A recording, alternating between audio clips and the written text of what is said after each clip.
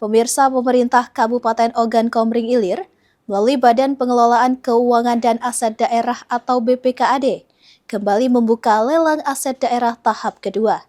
Sebanyak 60 paket aset berupa kendaraan hingga alat berat ditawarkan kepada masyarakat melalui mekanisme lelang resmi.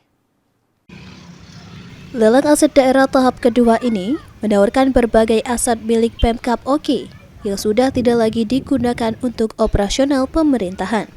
Kepala Bidang Aset BPKAD Pemkab Oki Yurina Madona menyebutkan, dari 60 paket yang dilelang, terdapat 4 unit mobil, 36 unit sepeda motor, 19 paket skrap kendaraan, serta 1 paket skrap alat berat.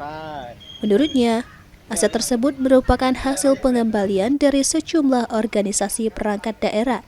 Kondisinya sebagian besar sudah mengalami kerusakan berat dan tidak lagi memiliki nilai manfaat untuk pemerintah daerah.